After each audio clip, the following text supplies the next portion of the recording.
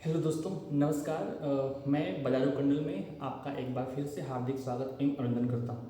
दोस्तों, मैं एक अपने पास्ट की कुछ गलतियों को बताना चाहता हूं कि जो मैंने स्टॉक मार्केट में की हैं, और धीरे धीरे मैं वीडियोस के थ्रू ये बताऊंगा ताकि लोग इससे समझ सकें कि नए नए इंसान जब स्टॉक मार्केट में आते हैं तो किस तरह की गलतियां करते हैं। हालांकि वो कोर्स वगैरह सारा करते हैं, लेकिन फिर भी वो कुछ गलतियां करते हैं, क्योंकि उस गलतियों की वजह से उनको जो रिजल्ट मिलता है, जो अनुभव मिलता है, वही रियल लर्निंग होती है। क्योंकि स्टॉक मार्केट बिल्कुल माइंड का गेम है। नए नए इंसान इसको मानते ही नहीं हैं। सिलेबस बहुत छोटा सा है, लेकिन जो दिमाग से चीज़ों को एक्सेप्ट करने में बहुत टाइम लग जाता है, क्योंकि हम लोग कुछ ऐसे हैबिट्स लेकर के बड़े होते हैं ना, जो स्टॉक मार्केट में काम नहीं करता, बिल्कुल अपोजिट होता है। जैसे चलिए हम ये सब ना समझा करके टॉपिक पर आते हैं कि हम कहना क्या चाहते हैं, हम ये वीडियो क्यों बना रहे हैं। तो वीडियो को लास्ट तक देखें, आपको इसमें ज़रूर कुछ समझ में मिलेगा, क्योंकि स्टॉक मार्केट इसमें गिर रहा है तो आप भी चीज़ों को कोरिलेट कर पाएंगे। ठीक है, चलिए। एक्चुअली मैं कहना ये चाहता हूँ कि मैंने 2 बार पोर्टफोलियो बनाया था अपना। एक पिछले साल बनाया था और एक इस बार बनाया। तो जो पिछले साल वाला पोर्टफोलियो है वो लगभग 45% डाउन है, और जो इस बार मैंने बनाया पोर्टफोलियो वो लगभग 33% डाउन है। अब बात ये आती है कि मेरा पोर्टफोलियो डाउन क्यों है। मैंने कोर्स किया था एक, जिसमें आप एडवर्टीजमेंट देख रहे होंगे यूट्यूब पर, अभी हाल ही में आ रहा है कि आपको उसमें स्टॉप लॉस नहीं लगाना है। ठीक है, आप फंडामेंटली अच्छे स्टॉक्स चुनेंगे और अपने पोर्टफोलियो का 2% या 3% या 5% उसमें डाल करके उसको भूल जाएंगे। जब आपका प्रॉफिट आ जाएगा उसको बुक कर देंगे, आपको स्टॉप लॉस नहीं लगाना है। तो ये बात मेरे दिमाग में बैठ गई थी। हालांकि मैं था नया, तो मैं और फंडामेंटल सबको एक्सेप्ट हो और सब इसको सीख पाएँ, सब इसको सीखने में इंटरेस्ट ले पाएँ, ये बहुत टफ काम है। क्योंकि सबको फंडामेंटल समझ में नहीं आता, क्योंकि फंडामेंटल एनालिसिस करना बहुत टाइम टेकिंग प्रोसेस है। आपको कन्विक्शन नहीं आएगा, और कन्विक्शन किसी कोर्स के थ्रू नहीं मिलता है, किसी मार्केट में नहीं मिलता है ना। तो वो मेरे दिमाग में बैठा हुआ था, और मैंने अब क्या किया था, जगह जगह अपने मन से, जहाँ बिना सोचे समझे, बस अपने हिसाब से जितना मुझे ज्ञान था मैं सोच समझ रहा था, लेकिन फिर भी मैं अपना खरीद रहा था।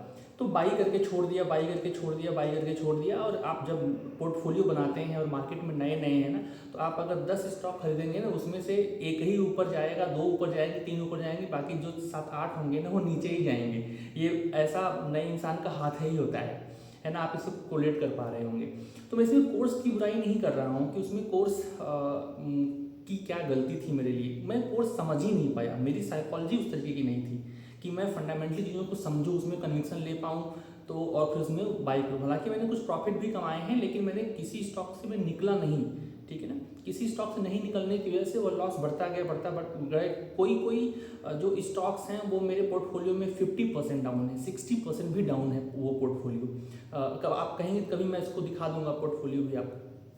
तो मैं इन सब चीज़ों की जो रीज़न है ना, वो मैं किसी कोर्स को नहीं मानता।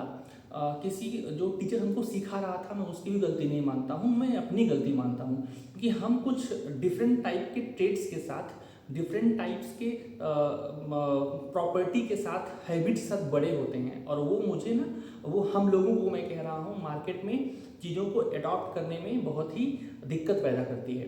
तो मैं बस इतना कहना चाहता हूँ कि 2-3 सालों की जर्नी के बाद मुझे ये मालूम पड़ा कि किसी भी स्टॉक को कहाँ खरीदना है और कब निकलना है।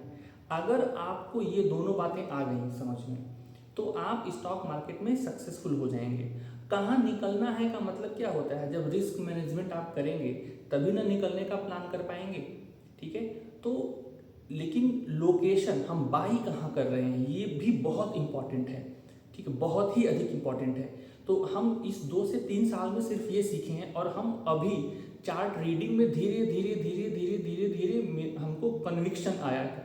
अब हम जो चीज़ें खरीद रहे हैं, ठीक है ना, इवन अभी मार्केट गिर रहा है, जो आज की डेट है, मैं 1 मार्च की बात, आज 1 मार्च है, मैं बात कर रहा हूँ, जो है सैटरडे है, और कल 2 तारीख को संडे हो जाएगा।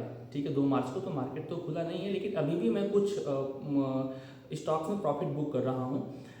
क्यों? क्योंकि मुझे पता है कि कहाँ चीज़ों को खरीदना है, ये मुझे ज्ञान हो गया। तो दोस्तों बस मैं ये समझाने की कोशिश कर रहा था कि हमें चार्ट रीडिंग पर बहुत अधिक जोर देना है और यह खोजना है कि हमें कहाँ खरीदना है और कहाँ निकलना है। अगर ये दोनों प्लान नहीं रहेगा तो प्रॉब्लम क्या आती है मैं आपको बताऊं। अभी मार्केट गिरा हुआ है, सारे कोई स्टॉक्स 40%, कोई 35%, कोई 50%, सारे स्टॉक्स गिरे हैं। अच्छे अच्छे स्टॉक्स बिल्कुल डिस्काउंट प्राइस में मिल रहे हैं, लेकिन बहुत सारे जो न्यूबी हैं ना, उनका पैसा फंसा हुआ है मार्केट में। अब वो उनके पास लगाने को है भी नहीं, ठीक है ना। हालांकि मेरे साथ क्या था कि मैं धीरे धीरे प्रॉफिट्स को बुक कर रहा था, तो मेरे पास कुछ हाफ अपने पोर्टफोलियो का आधा, इससे थोड़ा सा कम हिस्सा मेरे बचा हुआ, मैंने कैश बचा के रखा हुआ है। तो मैं उससे तो कुछ बाई कर लूँगा और जितना भी लॉस है मैं उसको रिकवर करने की कोशिश करूँगा। हालांकि इक्विटी में कोई लॉस की बात नहीं होती है, हम उसको होल्ड करेंगे। टाइम का लॉस जो होता है, तो सीखने में उतना देना पड़ेगा समय। तो ये प्रॉब्लम आती है कि अगर हम सही समय पे नहीं निकलेंगे, तो जब कोई भी स्टॉक डिस्काउंट प्राइस पर मिल रहा होगा तो हमारे पास उतने पैसे नहीं होते। हम रिटेलर से, हमारे पास अनलिमिटेड फंड नहीं है कहीं से इकट्ठा किया हुआ है कि हम कुछ चीज़ों को ऐसे खरीद लेंगे। तो बस ये सब बातें हैं। और अगर आपको ये जो थोड़ी बहुत चीज़ें हैं आप इसको कोरिलेट कर पाएँ और आपको अच्छा लगा हो तो वीडियो को शेयर करें, चैनल को सब्सक्राइब करें, लाइक करें, ताकि हम और भी आगे इन चीज़ों को और भी आपसे शेयर करते रहें। Thank you.